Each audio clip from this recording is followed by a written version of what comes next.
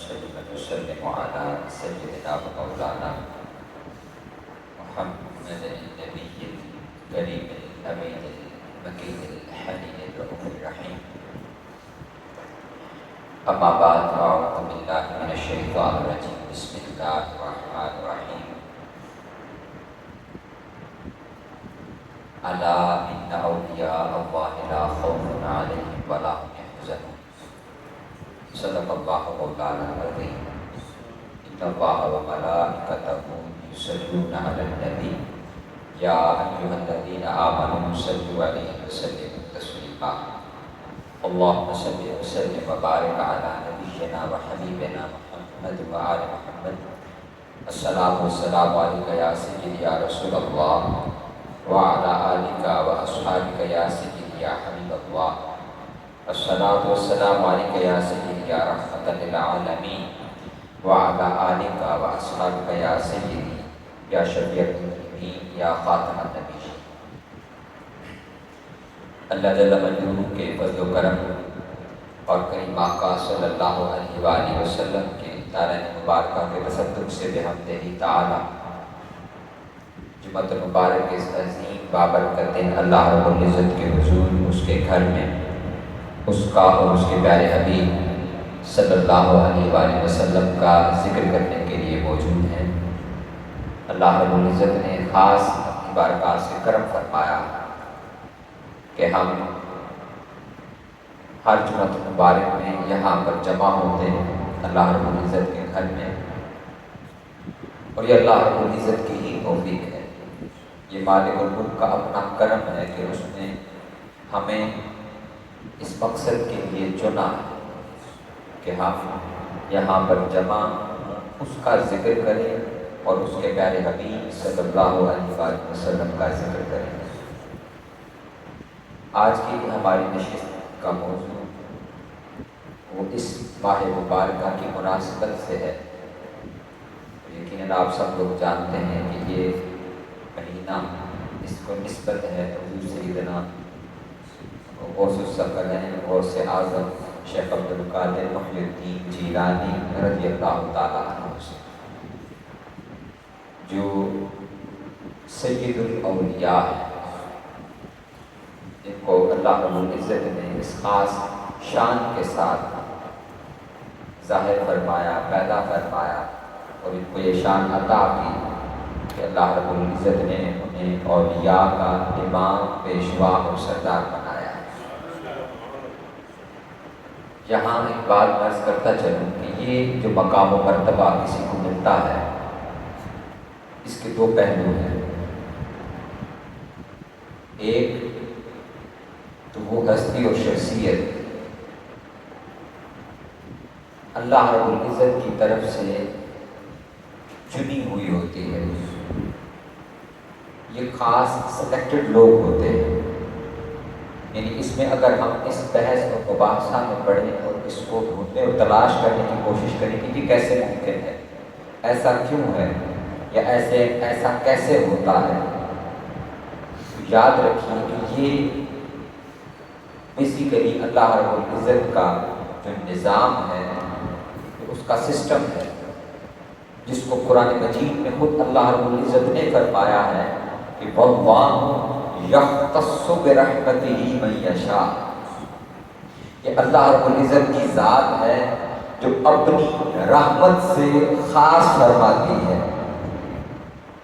من یشاء، جس کو وہ چاہتا ہے. یعنی اس میں کسی بندے کا اختیار نہیں ہے. یہ روحیں، یہ ہستیاں، یہ شخصیات، ان کا انتخاب اللہ رب العزت نے اپنی رحمت سے فرمایا ہے. اور پھر جب ان کا انتخاب ہو جاتا ہے تو جو اس دنیا کا سسٹم اور نظام ہے، جو اسباب کی دنیا ہے، تو ایسا نہیں ہے کہ یہ ہستیاں جو چنی ہوئی ہوتی ہے تو یہ اس ظاہری دنیا کے اسباب سے بالکل کوئی ماورائی چیز ہوتی ہے.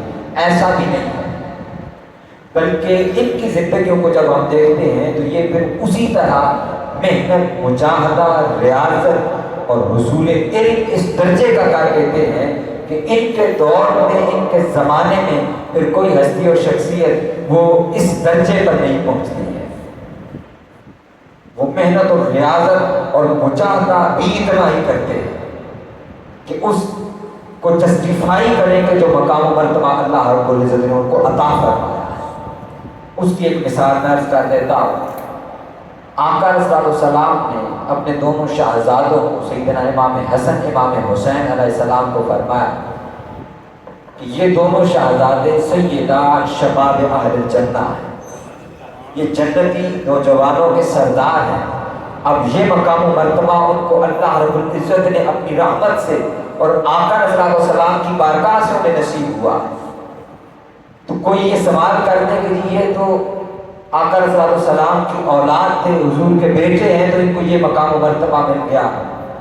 انہوں نے عالم اسباب کے ذریعے بھی اس کو جسٹیفائی کیا کہ ہمیں اگر یہ مقام و مرتبہ ملا ہے تو ہم اس کے اہل بھی ہیں۔ انہوں نے اپنی اہلیت کو بتایا بھی اور ثابت بھی کیا۔ ہم اگر ان کی زندگی کو دیکھتے ہیں، ان کی سیرت کو دیکھتے ہیں، اس کا مطالعہ کرتے ہیں تو یہ چیز بڑی روشن اور واضح ہو جاتی ہے کہ ہم جب ان کو دیکھتے ہیں تو ان کے دور میں ان جیسا دوسرا کوئی نظر نہیں آتا۔ وہ سیدنا امام حسن ہو، سیدنا امام حسین علیہ السلام، سیدنا امام حسن علیہ السلام سید الاسقیاء کے لقب سے مانے جاتے ہیں۔ سید الاسقیاء، پورا مال اپنا اللہ کی راہ میں خرچ کیا ہے، پورا مال، اور غریبوں محتاجوں کی خدمت یہ ان کا شہرہ تھا دور تک۔ اب ایک عام اور معمولی بات ہوتی ہے، میں نے پچھلے جمعہ المبارک میں ایک واقعہ آپ کو سنایا تھا کہ ایک شخص نے آقا علیہ السلام سے کچھ مال طلب کیا تو اس نے حضور کی چادر کھینچ کے حضور کو تکلیف دی۔ سیدنا امام حسن علیہ السلام حضور کی سیرت کا عکس دیکھیے، یعنی یہ لوگ دوسروں سے مختلف کیسے ہیں؟ دوسروں سے مختلف اس طرح ہے کہ ایک شخص شام سے آیا اور حضور مولا کائنات کو امام حسن کے والد گرامی کو اور امام حسن کو برا بھلا کہہ رہا تھا۔ سیدنا امام حسن اپنے کاشانہ مبارک کے اپنے گھر کے دروازے پر کھڑے ہوئے، وہ شخص چلتا ہوا آیا، برا بھلا کہہ رہا تھا۔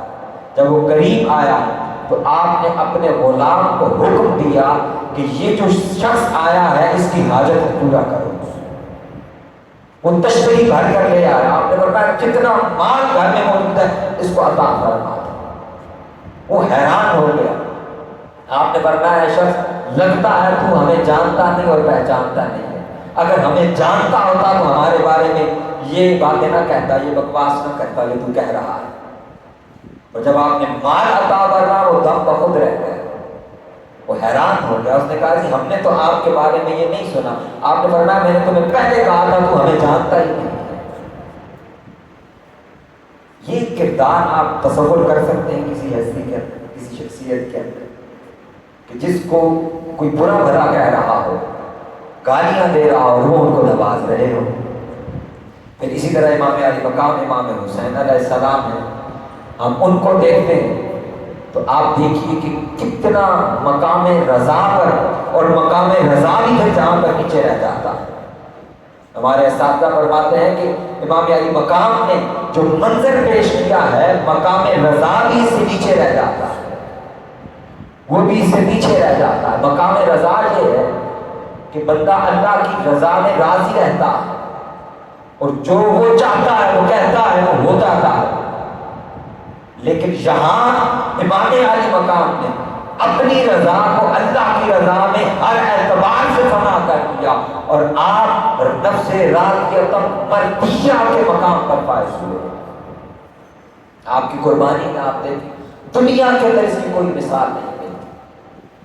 تو میں یہ عرض کر رہا تھا کہ یہ جو مقام و مرتبہ اللہ رب العزت عطا فرماتا ہے تو ایک تو یہ اللہ کی طرف سے خاص ہوتا ہے، چنا ہوا ہوتا ہے، اور دوسرا یہ ہستیاں اپنے دور کے اندر اس پر محنت، مجاہدہ اور اپنی سیرت کو اتنا نکھار لیتے ہیں کہ اس کا پھر کوئی نظیر، کوئی مثال دوسرا نظر نہیں آتا، جس سے پتہ یہ چلتا ہے کہ ہاں یہی لوگ حقیقی طور پر اس منصب کے اہل تھے۔ اسی طرح حضور سیدنا غوث العظم رضی اللہ تعالی عنہ، حضور سیدنا شیخ عبد القادر محی الدین جیلانی رحمۃ اللہ علیہ، عمومی طور پر ہم نے آپ کے بارے میں آپ کی کرامات زیادہ سنی، اور ہمیں یہ سمجھ میں آتا ہے کہ شاید ان کرامتوں کی وجہ سے ان کو غوث پاک کہا جاتا ہے، غوث اعظم کہا جاتا ہے۔ تو آج ہم تھوڑا سا اس کا بھی تذکرہ کریں کہ یہ مقام ہے کیا، یہ مرتبہ ہے کیا، یہ ملتا کیسے ہے۔ اس سے پہلے جو میں نے آیہ کریمہ تلاوت کی ہے جس میں اللہ رب العزت نے فرمایا الا ان اولیاء اللہ لا خوف علیہم ولا هم يحزنون الذین آمنوا وكانوا يتقون لهم البشرى في الحیاة الدنیا وفی الآخرہ لا تبدیل لکلمات اللہ ذلک هو الفوز العظیم۔ فرمایا خبردار آگاہ ہو جاؤ، یہ جو اللہ کے ولی ہیں ان پر نہ کوئی خوف ہوتا ہے اور نہ انہیں کوئی غم ہوتا ہے، یہ کسی بات کا خوف بھی نہیں رکھتے اللہ کی بارگاہ کے سوا، اور نہ یہ دنیا کے مال و متاع میں سے کسی شے کا غم رکھتے ہیں۔ الذین آمنوا وکانوا یتقون، یہ وہ لوگ ہیں جو اللہ پر ایمان لاتے ہیں اور پھر اس کا تقوی اختیار کر لیتے ہیں۔ لہم البشریٰ فی الحیاۃ الدنیا وفی الآخرہ، ان لوگوں کے لیے اللہ رب العزت کی طرف سے خوشخبریاں ہیں، دنیا میں بھی اور آخرت میں بھی۔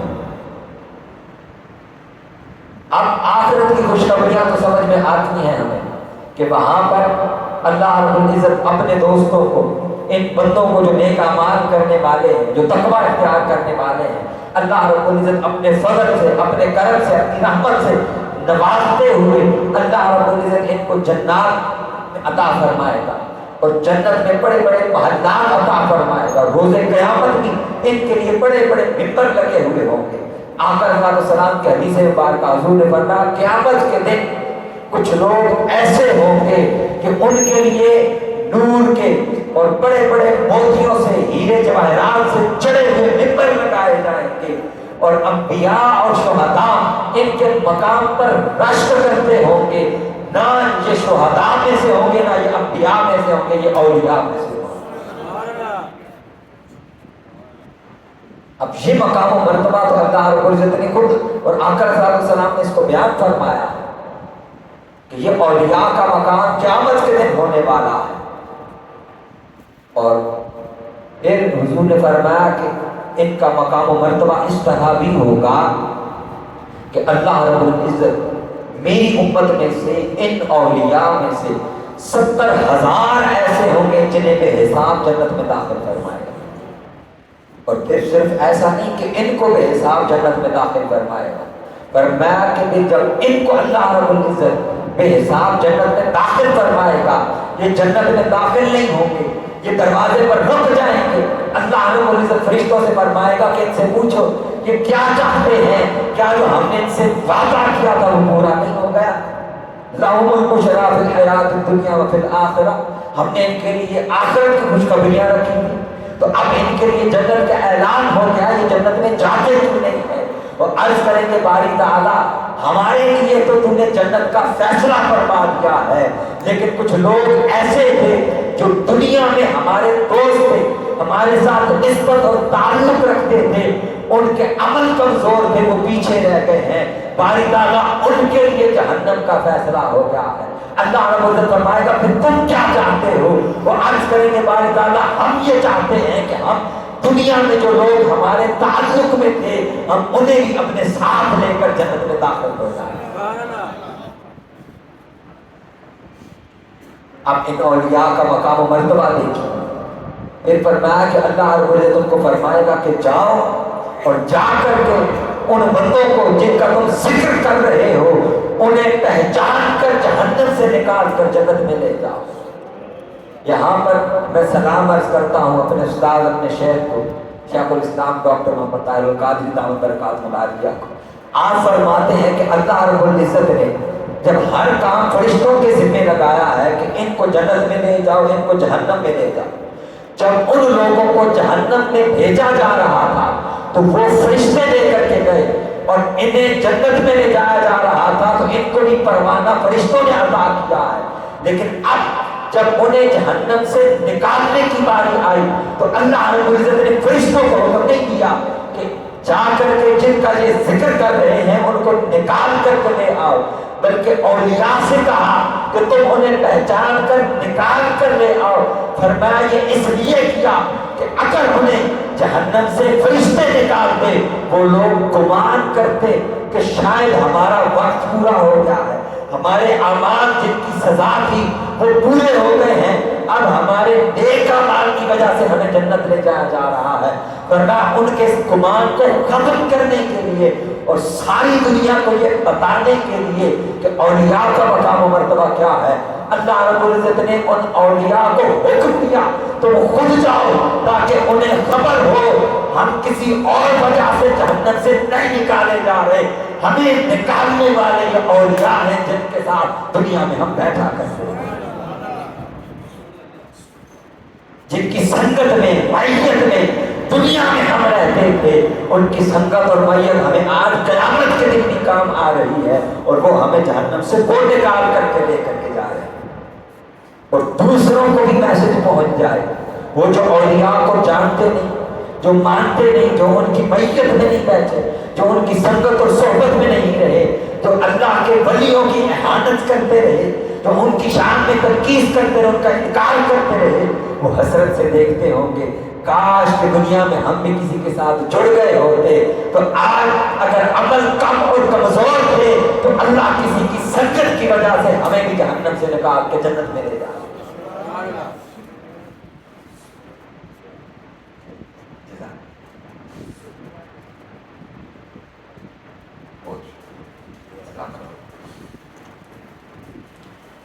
یہ اللہ رب العزت نے جو فرمایا کہ الا ان اولیاء اللہ لا خوف علیہم ولا هم یحزنون، کہ اللہ کے ولیوں پر نہ کوئی خوف ہوگا نہ وہ غم زدہ ہوں گے، یعنی انہیں جہنم کے خوف سے بھی آزادی ہے، اور ان کے لیے کوئی غم بھی نہیں ہے کہ اپنے اعمال کو دیکھ کر کے وہ غم زدہ ہوں، بلکہ ان کے لیے تو نور کے منبر اور بڑے بڑے عالی شان لباس تیار کیے جائیں گے جن کو دیکھ کر شہداء اور انبیاء بھی رشک کرتے ہیں۔ یہ ساری احادیث ہیں مسند احمد بن حنبل کے اندر، سیاستہ کی کتب کے اندر، یہ بڑی بڑی کتب احادیث کے اندر یہ روایات آقا صلی اللہ علیہ وسلم کے فرامین موجود ہیں، جن کو آقا صلی اللہ علیہ وسلم نے جن میں اولیاء کی شان کو بیان کیا ہے، ان کو بڑا واضح کیا ہے۔ پھر ایک بڑی معروف حدیث مبارکہ ہے، وہ آپ کے سامنے عرض کرتا ہوں، اور یہیں سے میرا حضور سیدنا غوث اعظم رضی اللہ تعالیٰ عنہ کی حیات مبارکہ کی طرف بھی بڑھ جائیں گے۔ آقا صلی اللہ علیہ وسلم نے ارشاد فرمایا من عاد لی ولیا فقد آذنتہ بالحرب، کہ اللہ رب العزت فرماتا ہے، یہ اللہ رب العزت کا فرمان ہے، اور یہ بخاری شریف کی حدیث ہے، بخاری شریف کہ فرمایا کہ اللہ رب العزت فرماتا ہے کہ جو کوئی شخص بھی میرے ولی کے ساتھ دشمنی رکھے گا میں اس کے ساتھ اعلان جنگ کرتا ہوں، یعنی اللہ کے ولی کی دشمنی اللہ رب العزت کے ساتھ اعلان جنگ ہے۔ اب آگے آقا صلی اللہ علیہ وسلم نے ارشاد فرمایا کہ میرے وہ دوست ہیں کون، اللہ رب العزت فرماتا ہے کہ میرے وہ دوست ہیں کون، یہ حدیث قدسی ہے بخاری شریف کے اندر، فرمایا میرے وہ دوست وہ ہیں جو پہلے فرض ادا کر کر کے میرا قرب حاصل کرتے ہیں، میرے قریب ہوتے ہیں، پھر نوافل کے ذریعے میرا مزید قرب حاصل کرتے ہیں، اور پھر محنت ریاضت مجاہدہ کر کر کے میرے اتنے قریب ہو جاتے ہیں کہ پھر میں ان کے ہاتھ بن جاتا ہوں جس سے وہ پکڑتے ہیں، پھر میں ان کی آنکھ بن جاتا ہوں جس سے وہ دیکھتے ہیں، میں ان کے پاؤں بن جاتا ہوں جس سے وہ چلتے ہیں، اور پھر فرمایا کہ یہ سارا وہ شخص وجود اس شخص کا ہوتا ہے، دیکھ وہ رہا ہوتا ہے لیکن وہ نہیں دیکھ رہا ہوتا، وہ اللہ کے نور سے دیکھ رہا ہوتا ہے، وہ اللہ کے نور سے دیکھ رہا ہوتا ہے۔ اب اس حدیث مبارکہ میں ایک بڑی خوبصورت چیز ہے جو بیسیکلی اولیاء کا نصاب بھی آقا صلی اللہ علیہ وسلم نے بیان کیا کہ اللہ کا ولی وہ بنتا کیسے ہے۔ اللہ کا ولی، میں نے پچھلے دنوں میں یہ بات عرض کی تھی، آپ کی طبیعت پر گران نہ گزرے، ہمارے ہاں ایک کلچر ہے اور وہ یہ ہے کہ بڑے بڑے بزرگان دین ہوئے، انہوں نے اپنی زندگیوں میں محنتیں کی، ریاضتیں کی، مجاہدات کیے، علم حاصل کیا، وہ جب دنیا سے رخصت ہوئے تو ہمارا ایک کلچر ہے کہ ہم ان کی درگاہ ان کا مزار بناتے ہیں. تو یہاں تک تو بات ٹھیک تھی. اس سے آگے پھر ایک سلسلہ شروع ہوتا ہے جس کو ہم کہتے ہیں کہ گدی نشینی کا سلسلہ، کہ اب فلاں صاحبزادہ صاحب گدی نشین ہے، فلاں صاحبزادہ صاحب گدی نشین ہے. حضور سید شیخ الاسلام دامت برکاتہ العالیہ، کچھ یہ چند ماہ پہلے کی بات ہے، ان کا ایک انٹرویو ٹی وی چینل پر چلا اس حوالے سے کہ یہ جو لوگ تصوف پر اور اولیاء پر اعتراضات کرتے ہیں، 24 نیوز پر وہ تھا، اس پر پوری سیریز تھی، وہ 4 دن وہ انٹرویو چلتا رہا، بڑا تفصیل آپ نے اس میں ڈیٹیل بیان کیا. وہ بیسیکلی اس حوالے سے تھا کہ جو آج کل کا فتنہ ہے کہ لوگ جو اولیاء پر عرضہ سرائی کرتے ہیں، ان کی شان کے حوالے سے اعتراضات اور مختلف سوالات کرتے ہیں اور بے باک زبان استعمال کرتے ہیں. میں وہ لفظ جملے نہیں بول رہا، تو اس پر ان اعتراضات کا آپ نے جواب دیا. انہی نے پھر یہ بھی پوچھا محترم جسٹس ریٹائرڈ نذیر احمد غازی صاحب نے کہ یہ بتائیں کہ یہ تو آپ نے بتا دیا کہ یہ مقام مرتبہ ہے اولیاء کا اور اس حوالے سے اسلامی تعلیمات بڑی واضح اور کلیئر ہے، لیکن یہ بھی تو بتائیں کہ یہ جو ہمارے ہاں نظام رائج ہے، کیا اس کا بھی کوئی تصور اسلام میں ہے؟ کیا یہ بھی وہ حقیقی تصوف ہے جو ہمارا 1400 سال سے 1200 سال سے سلسلہ چلا آ رہا ہے؟ اس پر آپ نے فرمایا کہ یہ جو ہمارے یہاں گدی نشینی کا تصور ہے، اسلام میں اس کا کوئی تصور نہیں. اسلام میں تصور ہے محنت کا، علم کا، عمل کا اور تقویٰ کا. کسی شخص کے اندر اگر یہ کوالٹیز پائی جاتی ہیں جو واقعتاً ان کوالٹیز کا حامل ہے، جو اس پیرامیٹر پر، جو اس اسٹینڈرڈ پر پورا کرتا ہے، ایسا نہیں ہے کہ یہ کوئی بقول اور مذاق ہے کہ کوئی بھی شخص ہے وہ کھڑا ہو کے دعویٰ کر دے. اب میں ایک اور بات بھی آپ کو عرض کرتا چلوں، یہ جو دم اور درود کا معاملہ ہے کہ کوئی شخص دم کرتا ہے، تعویذ لکھ دیتا ہے، یہ ان کو عامل کہتے ہیں. اس شخص کو کیا کہتے ہیں؟ یہ اللہ رب العزت عطا کرتا ہے ان کو کہ وہ جان جاتے ہیں اس علم کو. تو کوئی مسئلہ مسائل پریشانی ہو تو وہ اس کو کوئی وظیفہ لکھ دیتے ہیں، قرآنی آیات، اللہ رب العزت کے اسماء گرامی، اللہ رب العزت کرم فرماتا ہے اور اس کے معاملات حل ہو جاتے ہیں. یہ عامل لوگ ہیں. یہ ضروری نہیں ہے کہ کوئی شخص اگر تعویذ دے رہا ہے، وظیفے دے رہا ہے تو وہ پیر بھی ہے، وہ اللہ کا ولی بھی ہے. اور اللہ کے ولی ہونے کے لیے ہرگز شرط نہیں ہے کہ اس کا کوئی بڑا جبہ و دستار ہوگا، وہ بڑی اچھی ٹوپی پہنتا ہوگا، اس کی خاص وضاقتہ ہوگی. وہ آپ کو کیا خبر کہ ابھی یہاں پر کوئی بیٹھا ہوا ہو ہم ہی میں سے، وہ ان کوالٹیز کا حامل ہو اور وہ اللہ کے دوستوں میں سے، وہ اللہ اس کو پسند فرماتا. وہ ہم ہی میں سے کوئی ہو سکتا ہے. وہ کیسے ہو سکتا ہے؟ جو میں نے عرض کیا کہ جو اس نصاب پر پورا اترتا ہے. وہ نصاب کیا ہے کہ وہ شخص سب سے پہلے فرض ادا کرتا. آقا علیہ السلام نے جو فرمایا کہ وہ فرائض کے ذریعے میرا قرب حاصل کرتا ہے. پھر فرمایا وہ نوافل یعنی پھر صرف فرضوں پر نہیں رہ جاتا، پھر ایکسٹرا محنت کرتا ہے کہ میں اللہ کا قرب حاصل کروں. لفظ ولی کا معنی ہی قریب ہونا ہے، یعنی ولی اس کو کہتے ہیں جو اچھے اعمال کر کر کے اللہ کا قرب حاصل کرتا ہے، اللہ کے قریب ہوتا ہے. اور اگر وہ بڑوں کی اولاد میں سے ہو تو اس کا معاملہ یہ ہے کہ اس کو فیض زیادہ ملتا ہے، فیض زیادہ جلدی مل جاتا ہے. یہ فائدہ اس کو ضرور ہوتا ہے کہ وہ بڑوں کی بارگاہ میں ہے، قریب ہے ان کے. اور اگر وہ محنت کرے گا تو دوسروں کی نسبت اس کو محنت پر اس کو زیادہ صلہ مل جائے گا، زیادہ جلدی صلہ مل جائے گا. لیکن اس کا دوسرا رخ بھی ہے کہ اگر وہ صرف بڑوں کی اولاد ہے اور محنت نہیں کر رہا ہے تو پھر اس کا بھی کوئی حاصل نہیں ہے. پھر اسی طرح آقا صلی اللہ علیہ وسلم کی ایک اور حدیث مبارکہ عرض کرتا ہوں کہ حضور نے ارشاد فرمایا کہ اللہ رب العزت جب کسی بندے سے محبت کرتا ہے، یہ بھی بخاری شریف کی حدیث مبارکہ ہے، سنیے گا کہ ہم اگر کسی بندے کے قریب ہوتے ہیں، ہم جو آج حضور سیدنا غوث اعظم رضی اللہ تعالیٰ عنہ کا ذکر کر رہے ہیں، ہم جو آج حضور خواجہ معین الدین چشتی اجمیری کا ذکر کرتے ہیں، ہم حضور داتا گنج بخش علی حجویری کا ذکر کرتے ہیں، ہم جو ان بڑے بڑے بزرگان دین کا بابا فرید الدین گنج شکر کا ذکر کرتے ہیں، ہم خواجہ نظام الدین کا ذکر کرتے ہیں، خواجہ بختیار کاکی رحمۃ اللہ علیہ کا ذکر کرتے ہیں، جو ان کا نام جپتے ہیں، ان کا ذکر بار بار کرتے ہیں، تو آخر اس کی وجہ کیا ہے؟ یہ ہم کرتے ہیں یا کوئی ہم سے کروا رہا ہوتا ہے؟ آقا علیہ السلام بخاری شریف کے حدیث مبارکہ حضور نے فرمایا کہ جب اللہ رب العزت فرماتا ہے کہ جب میں کسی سے محبت کرتا ہوں، اللہ رب العزت جب میں کسی سے محبت کرتا ہوں تو پھر اللہ فرماتا ہے کہ میں جبرائیل کو بلاتا ہوں، اور جبرائیل کو بلا کر اللہ کہتا ہے کہ جبرائیل میں اس شخص سے محبت کرتا ہوں، تو بھی اس سے محبت کر۔ تو پھر جبرائیل امین بھی اس سے محبت کرنے لگتے ہیں۔ پھر اللہ رب العزت فرماتا ہے جبرائیل جاؤ اور ساری آسمانی مخلوقات میں اعلان کر دو کہ اللہ اس شخص سے محبت کرتا ہے، تم بھی اس سے محبت کرو۔ پھر ساری آسمانی مخلوق بھی اللہ کے اس بندے کے ساتھ محبت کرنے لگ جاتی ہے، یعنی وہ اللہ کی محبت ہے جو پہلے جبرائیل کو عطا ہوئی، پھر ساری آسمانی مخلوق یعنی فرشتوں کو عطا ہوئی، پھر آگر اللہ رب العزت فرماتا ہے اب اس محبت کو زمین پر اتارا جاتا ہے اور زمین میں اس شخص کو قبولیت عامہ عطا کی جاتی ہے، اور جوگ در جوگ لوگ اس کی طرف آتے ہیں اور اس سے محبت کرنے لگتے ہیں۔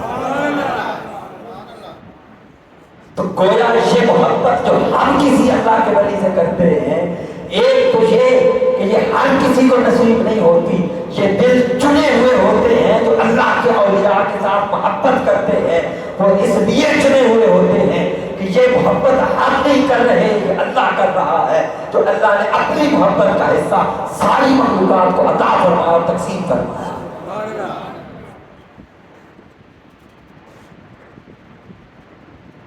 حضور سیدنا غوث اعظم رضی اللہ تعالیٰ عنہ، جب ہم آپ کا ذکر کرتے ہیں، آپ کی بات کرتے ہیں، تو آپ کے والد کرامی، سب سے پہلا تو آپ کا تعارف میں عرض کرتا چلوں، یہ آپ کا، یہ میں نے پہلے یہ جملے بولے تھے کہ واللہ یختص برحمتہ من یشاء، اللہ اپنی رحمت سے جس کو چاہتا ہے اس کو پسند فرماتا ہے، اس کو چن لیتا ہے، اس کو عطا فرماتا ہے۔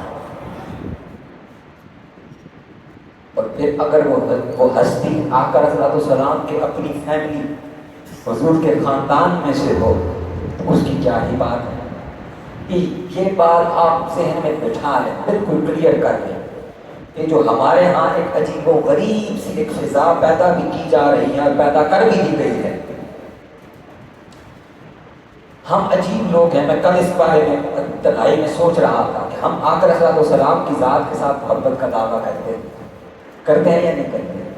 ایسا ہی ہے، اور آقا صلی اللہ علیہ وسلم کی بارگاہ کا ادب بھی کرتے ہیں اور کرنا چاہتے بھی ہیں، لیکن کیا وجہ ہے کہ جب ہم حضور کی اولاد مبارکہ کی بات کریں جو ہے بھی حضور ہی کا خون، تو پھر ہم اگر مگر میں کیوں پڑ جاتے ہیں؟ اس کو 2 + 2 4 کی طرح سمجھ لیں دوستو، ہم آقا علیہ السلام سے محبت کا دم بھرنے والے ہیں، اور حضور کی باہر ہم کہتے ہیں کہ آقا علیہ السلام کو اللہ رب العزت نے یہ مقام و مرتبہ عطا فرمایا جو پچھلے 3 جمعہ ہم نے جس کا ذکر کیا ہے، وہ جن کو مخلوقات آ کر کے سجدہ کرتی ہیں، جن کے لیے یہ ساری کائنات بنائی گئی ہے، تو آقا علیہ السلام کو یہ مقام و مرتبہ ملا ہے، تو مجھے بتائیے کہ آقا علیہ السلام کی اولاد اور حضور کے خون مبارک کو وہ مقام و مرتبہ میں سے کچھ حصہ بھی نہیں ملا؟ ایک بات سنیے گا، سمجھیے گا، میں اگلی بات عرض کرنے لگا ہوں۔ صحابہ کرام کا مقام و مرتبہ اپنی جگہ پر ہے، لیکن ایک بات ذہن میں رہے، صحابہ کے لیے، صحابی کے لیے شرط یہ ہے کہ وہ آقا صلی اللہ علیہ وسلم پر ایمان لائے، پہلی شرط۔ دوسری شرط، ہر صحابی کا مقام و مرتبہ اس کی خدمات کی وجہ سے ہے۔ سیدنا صدیق اکبر رضی اللہ تعالیٰ عنہ کی خدمات سب سے زیادہ ہے، اول دن سے آقا صلی اللہ علیہ وسلم کی بارگاہ میں، پھر سیدنا عمر فاروق ہے، پھر عثمان غنی رضی اللہ تعالیٰ عنہ ہے، ان کا مقام و مرتبہ ان کی خدمات کی وجہ سے ہے۔ یہاں خدمت نہیں ہے، یہاں پر آقا علیہ السلام کی نسبت ہے، یہ حضور کا اپنا خون ہے، ان کو حضور کی اولاد ہونے کے لیے محنت کی ضرورت نہیں، ان کو اللہ نے پیدا ہی حضور کے خون میں سے کیا ہے۔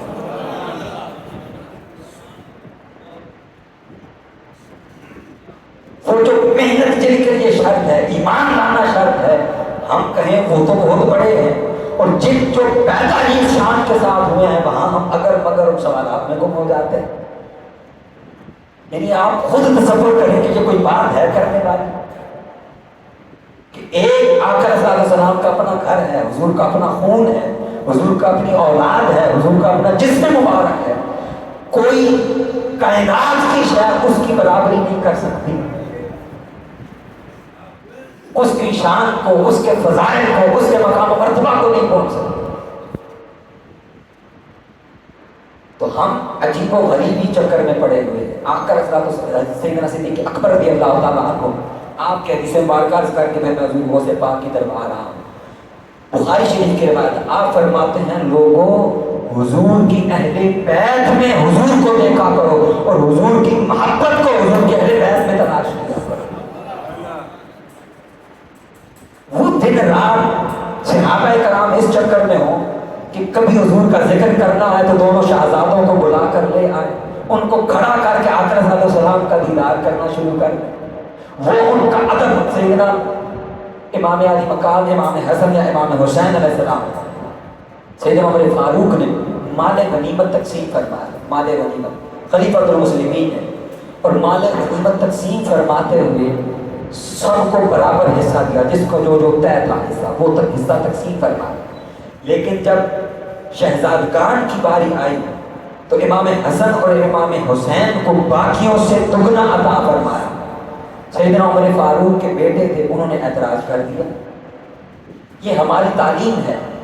انہوں نے اعتراض کیا، انہوں نے کہا کہ بابا جان ہم نے ان سے زیادہ جنگیں لڑی، ہم فلاں جنگ میں بھی شریک ہوئے، حضور کے دور میں فلاں جنگ میں بھی شریک ہوئے، حضور کے ساتھ فلاں جنگ میں بھی شریک ہوئے، پھر ہم نے اتنا دور پایا حضور کا، اتنی محنت کی۔ میں وہی جو بات جو میں نے محنت والی پہلے کر دی ہے، سنیے گا، یہ سیدنا عمر فاروق کا عقیدہ عرض کر رہا ہوں۔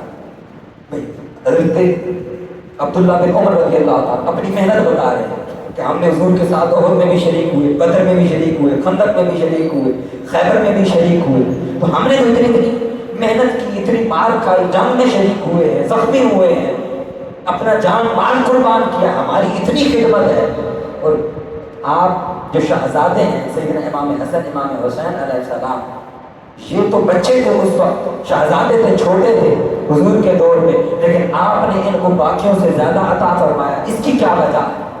سیدنا عمر فاروق رضی اللہ تعالیٰ فرمایا کہ ہاں تو نے سوال تو بڑا ٹھیک کیا ہے، اب اس کا جواب بھی سن لے۔ تو مجھ سے سوال کر رہا ہے تو بتا کہ امام حسن اور امام حسین جیسی تو ماں لے کر کے آ، کیا تیری ماں ان کی ماں جیسی ہے؟ کیا تیرا بابا ان کے بابا جیسا ہے؟ کیا تیرا نانا ان کے نانا جیسا ہے؟ کیا تیری نانی ان کی نانی جیسی ہے؟ پھر خود فرمانے لگے کہ سن لے، جان لے، ان کی والدہ سیدہ کائنات فاطمہ الزہرا ہے، ان کے بابا جان علی المرتضیٰ ہیں، ان کے نانا جان محمد مصطفیٰ، ان کی نانی جان خدیجہ الکبریٰ سلام اللہ علیہ۔ انہوں نے خود گن کر کے بتایا کہ بیٹے ان کو جو مقام و مرتبہ حاصل ہے وہ خدمت سے نہیں ہے، ان کو مقام و مرتبہ ان کی نسبت کی وجہ سے حاصل ہے۔ یہی فیض چلتے چلتے آخر صلی اللہ علیہ وسلم کی بارگاہ کا حضور سیدنا غوث اعظم رضی اللہ تعالیٰ عنہ تک پہنچتا ہے۔ آپ حسنی حسینی سید ہیں، یعنی والد کی طرف سے آپ کا شجرہ نسب سیدنا امام حسن علیہ السلام تک پہنچتا ہے، اور والدہ کی طرف سے آپ کا سلسلہ نسب وہ امام علی مقام سیدنا امام حسین علیہ السلام تک پہنچتا ہے، اور آپ کے والد گرامی ان کا نام ابو سہل موسیٰ جنگی دوست رضی اللہ تعالیٰ عنہ رحمت اللہ علیہ۔ بڑا خوبصورت ان کا واقعہ، آپ سنیے گا تقویٰ کس کو کہتے ہیں۔ اگر آپ تقویٰ کی ڈیفینیشن پوچھیں، تقویٰ کو سمجھنا چاہیں کہ تقویٰ ہوتا کیا ہے، یہ لوگ کیوں اللہ کے ولی بن جاتے ہیں۔ ایک روز وہ ایک نہر کے کنارے صحرا میں چل رہے تھے، پیدل سفر کر رہے تھے، معروف واقعہ، پیدل سفر کر رہے تھے، سفر کرتے کرتے بھوک کی شدت محسوس ہوئی تو آپ نے دیکھا کہ نہر میں ایک سیب تیرتا ہوا آ رہا ہے، آپ نے وہ سیب اٹھا کے بھوک کی شدت سے کھا لیا۔ اب تقویٰ کس کو کہتے ہیں؟ تقویٰ ہے اس کو کہتے ہیں خدا خوفی، جس کا ہم ترجمہ کرتے ہیں۔ کھا تو لیا آپ نے، دل میں فوراً خیال پیدا ہوا کہ میں نے یہ سیب کھایا ہے، خبر نہیں کہ یہ کس کا تھا، کس کے باغ سے آیا تھا، میں نے اس کی اجازت کے بغیر اس سیب پر تصرف کر دیا ہے۔ جب یہ خیال آیا اپنا اگلا سفر چھوڑ دیا اور پچھلا سفر شروع کر دیا، اس نہر کے ساتھ پیچھے چلنا شروع کر دیا۔ واپس چلتے چلتے آئے تو دیکھا ایک باغ تھا، اس کے درخت کی کچھ ٹہنیاں باہر نکلی ہوئی تھی، وہاں سیب لٹک رہے تھے اور وہ اس نہر کے اوپر تھا. آپ نے گمان کیا کہ یقینی طور پر یہی وہ باغ ہوگا جہاں سے یہ سیب تیر کر کے آئے. آپ نے اس دروازے پر دستک دی تو وہاں جو بزرگ تھے جو اس باغ کے مالک تھے ان کا نام ہے حضرت عبداللہ الصومعی الزاہد رحمۃ اللہ علیہ, جو سیدنا حضور غوث اعظم کے نانا جان. ان سے انہوں نے دیکھا کہ بڑا خوبصورت نوجوان ہے, بڑا خوبصورت ینگ نوجوان ہے. دیکھیں ہم بھی تو چھوٹی چھوٹی عمروں کے. یہ جب میں آپ کو بات سنا رہا ہوں جن کی ابو صالح موسیٰ جنگی دوست حضور سیدنا غوث اعظم کے جو والد گرامی ہیں, تو ان کا یہ تقویٰ بڑھاپے میں نہیں ہے کہ بوڑھے ہو گئے تھے تو یہ حال تھا, نہیں, بالکل ینگ ایج تھی, چھوٹی عمر ہے ان کی. اس کو تقویٰ کہتے ہیں. اور یہ ولایت کا دروازہ ہے کہ اتنی چھوٹی عمر میں بھی انسان کو خدا خوفی کا یہ عالم ہو کہ وہ ایک سیب کا حساب دینے کے لیے پہنچ جائے اسی دنیا کے اندر, کہ کل قیامت کے دن نہ میں اس کا جواب دوں, میں دنیا میں اس کا حساب یہاں برابر کر کے جاؤں. ہم بھی لین دین کرتے ہیں لوگوں کے ساتھ اور کہتے ہیں کوئی بات نہیں, 5-10 روپے ہیں, 100 ہے, 1000 ہے, اس کی تو کوئی بات نہیں, دیں گے تو کوئی بات نہیں.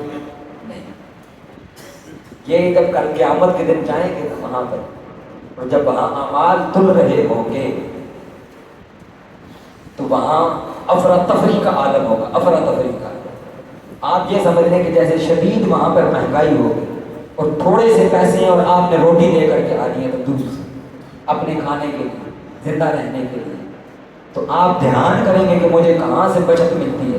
وہ بچت اس طرح پوری ہوگی کہ لوگ دیکھیں گے, وہ کوئی جا کے کہے گا کہ باری تعالیٰ اس نے مجھے دنیا میں گالی دی, اس گالی کا بھی حساب دیا جائے.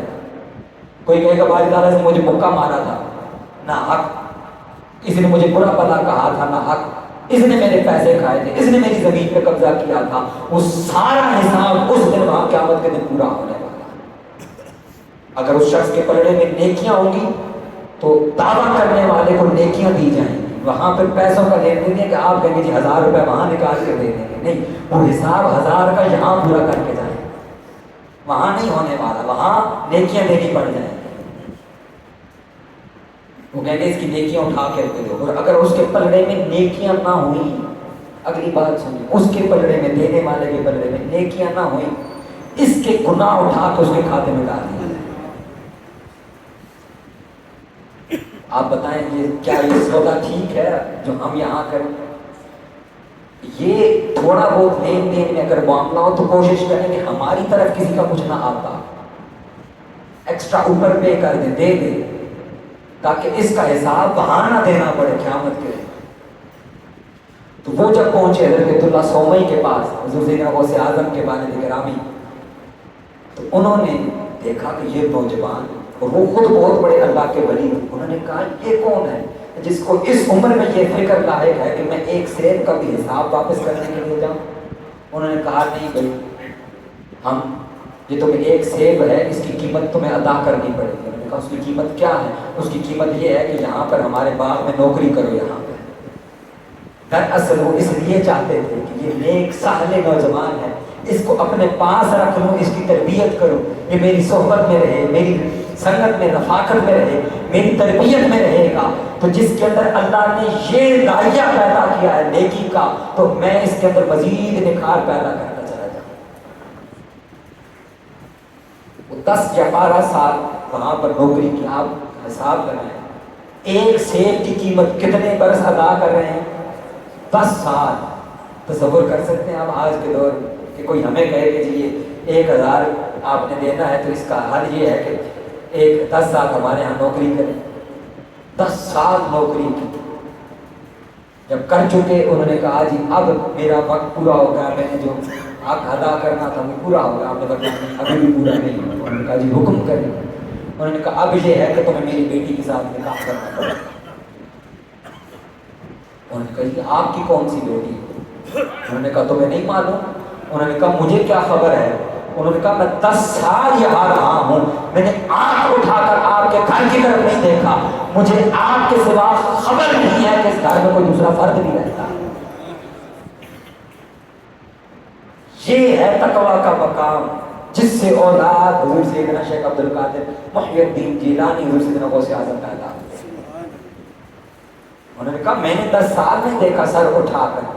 انہوں نے کہا نوجوان میری بیٹی ہے جو آنکھوں سے نابینا ہے، ہاتھوں سے ٹھنڈی ہے اور ٹانگوں سے لنگڑی ہے، اس کے ساتھ تمہیں نکاح کرنا پڑے گا، تب جا کر تمہارا یہ جو قرض ہے ادھار ہے سیب کا یہ پورا ہوگا۔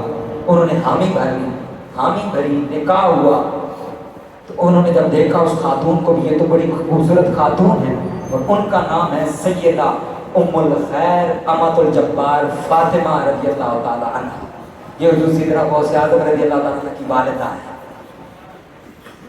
انہوں نے کہا یہ تو صحیح خاتون ہے۔ ان کے والد صاحب کے پاس گئے، عبداللہ سومی کے پاس۔ انہوں نے کہا آپ نے کہا تھا کہ میری بیٹی وہ اندھی ہے، وہ لنگڑی ہے، وہ لولی ہے، یہ تو ٹھیک ٹھاک خوبصورت خاتون ہے۔